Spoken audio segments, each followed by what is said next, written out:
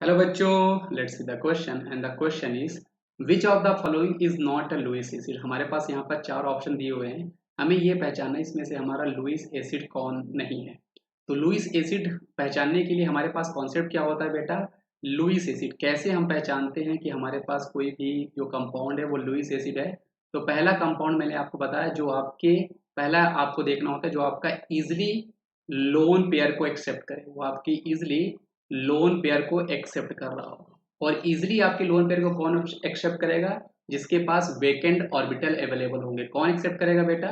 जिसके पास vacant orbital orbital जो होंगे वो अवेलेबल होंगे, वो आपके अवेलेबल होंगे। वो आपका इजिली क्या कर रहा हो, लोन पेयर को एक्सेप्ट कर रहा होगा। और यहीं पर अगर दूसरी कंडीशन आपको कैसे पहचानते हैं लुईस एसिड की, कि उसका जो सेंट्रल एटम है, सेंट्रल एटम का ऑक्टेट इनकम्प्लीट होना चाहिए।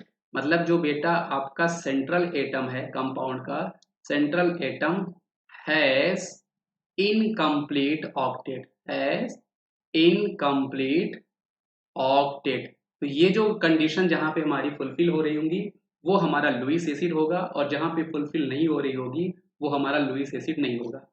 अब हम ऑप्शन नंबर ए की बात करते हैं।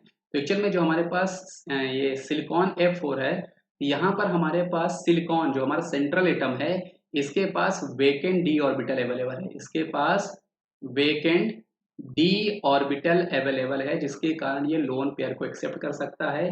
ये हमारा लुईस एसिड हुआ, ये हमारा लुईस एसिड हुआ। ऑप्शन नंबर सी की बात करते हैं, तो यहाँ पे जो सेंट्रल एटम हमारे पास बोरॉन है, इसका ऑक्टेट भी इनकम्प्लीट है। इसका ऑक्टेट इनकम्प्लीट होने के कारण ये भी लोन पेयर को एक्सेप्ट कर सकता है, और जो लोन पेयर को एक्सेप्ट करेंगे वो हमारे कहलाएंगे लुईस एसिड।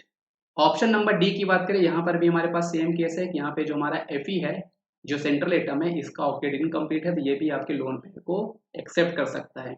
और लोन पेयर को एक्सेप्ट करेगा मतलब बच्चा, इसका भी जो आपका ऑक्टेट है वो इनकम्प्लीट है, लोन पेयर को एक्सेप्ट कर रहा है, मतलब ये आपका लुईस एसिड है।